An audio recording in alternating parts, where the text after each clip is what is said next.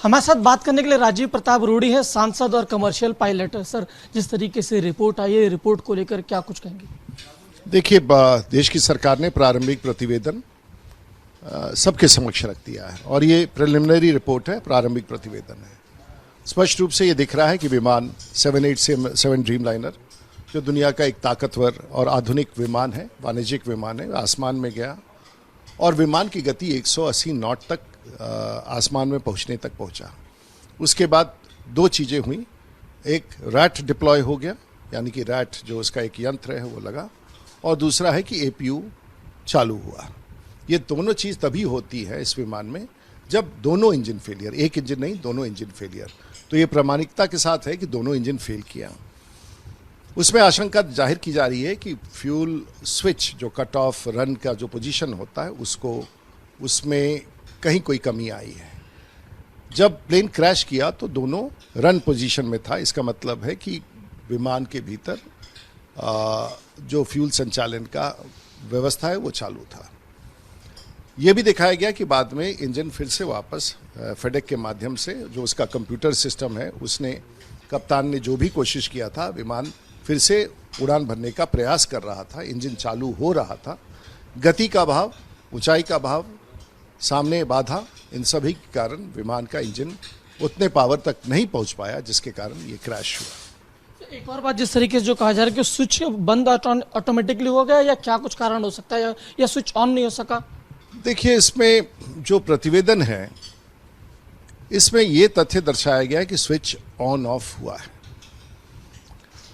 ऐसा भी माना जाता है कि कप्तान स्विच को ऑन ऑफ इसलिए भी करते हैं कि अगर इंजन बंद हो जाए तो उसका एक प्रोसीजर है, और वो प्रोसीजर इस विमान में है जो कप्तानों ने मुझे बनाया है, जो मेमोरी आइटम है। तो अगर इंजन को फिर से चालू होना है तो एक बार स्विच को ऑफ करना होगा और तुरंत उसको ऑन करना होगा, ताकि विमान में पावर वापस आ जाए। तो ऐसे के बारे में भी चर्चा की गई है, लेकिन विश्लेषकों को अंतिम रूप से पता लगाना पड़ेगा कि आखिर इंजन बंद क्यों हुआ।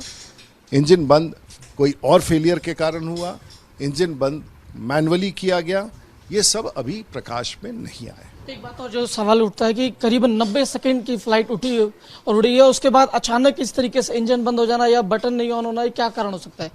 देखिए, इसमें तो अभी तक जो विश्लेषण है, इतनी बड़े विमानों के इंजन बंद नहीं होते हैं, और एक साथ दोनों बंद हो जाएं ये अप्रत्याशित है, असंभव है। लेकिन ऐसा हुआ है तो मैं समझता हूं कि विश्लेषक कुछ और भी तथ्यों का इंतजार करना पड़ेगा। क्या हुआ, किसने क्या किया, कब क्या हुआ, लेकिन इंजन बंद क्यों हुआ, इसमें थोड़े से संवाद की भी जरूरत है। जो पायलट थे उनके बीच में जिस तरीके से संवाद हो रहा है उस इंजन को लेकर के, इंजेक्शन को लेकर के, उस विषय में क्या कहें?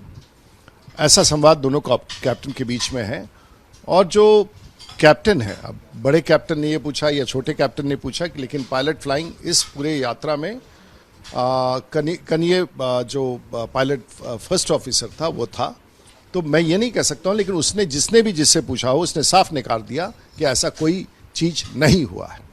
इंजन क्या फेल हो सकता है अचानक उड़ने के बाद और तुरंत इंजन फेल होना? ऐसा इतिहास में कभी हुआ है? इंजन फेल बहुत बार होता है, दोनों इंजन एक साथ, लेकिन दोनों इंजन फेल करे ये इतिहास में बिरले होता है। जैसे हडसन में A320 का हुआ था अमेरिका में, और उस समय दोनों इंजनों में बड़ी संख्या में चिड़ियों का प्रवेश हो गया, दोनों इंजन बंद हो, वह सब।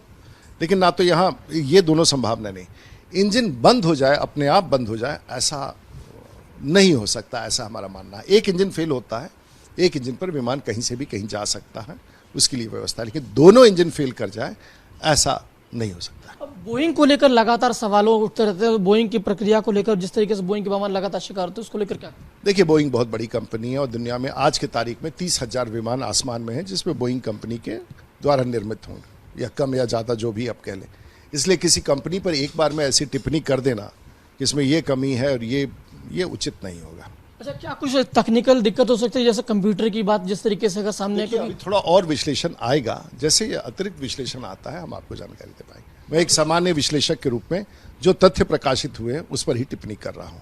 बहुत बहुत शुक्रिया हमसे बात करने के लिए। तो ये राजीव प्रताप रूडी थे। विजय उज्ज्वल के साथ गणेश पाठक, रिपब्लिक भारत, दिल्ली।